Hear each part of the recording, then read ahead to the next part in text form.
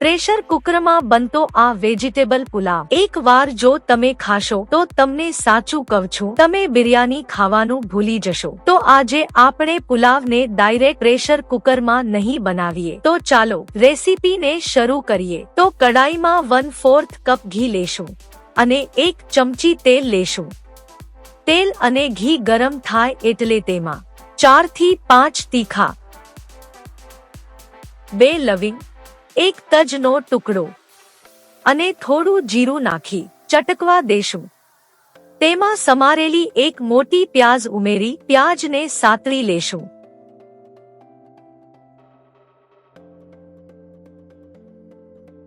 ત્યારબાદ તેમાં ગાજર, મટર, 1 લીલું મરચું, અડધું સમારેલું શિમલા મિર્ચ નાખી બધાને મિક્સ કરી લેશું।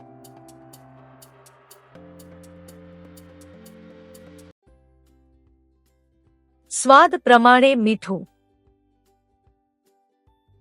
1 ચમચી કાશ્મીરી લાલ મરચું, 1 ચમચી ધાણા જીરું અને 1 ચમચી ગરમ મસાલો નાખી બધાને સારી રીતે મિક્સ કરી વેજીટેબલ્સને થોડા ચડવા દેશું। તો મેં 1 કપ ચાવલ લીધા છે જેને મેં 20 મિનિટ પહેલા પલાળીને રાખ્યા હતા। તો ચાવલમાંથી બધું પાણી નીકાળીને તેમાં નાખી દેશું અને હલકા હાથથી મિક્સ કરી લેશું। હવે કુકરના ખાનામાં બધું ટ્રાન્સફર કરી દેશું।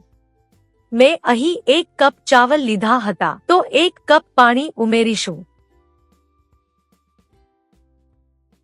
અને ખાનાને કુકરમાં મૂકી ઢાંકણ લગાવીને 2 વિસલ વગાડી લેશું। જ્યારે પ્રેશર રિલીઝ થઈ જાય ત્યારે તેને ખોલીને પ્લેટમાં સર્વ કરીશું।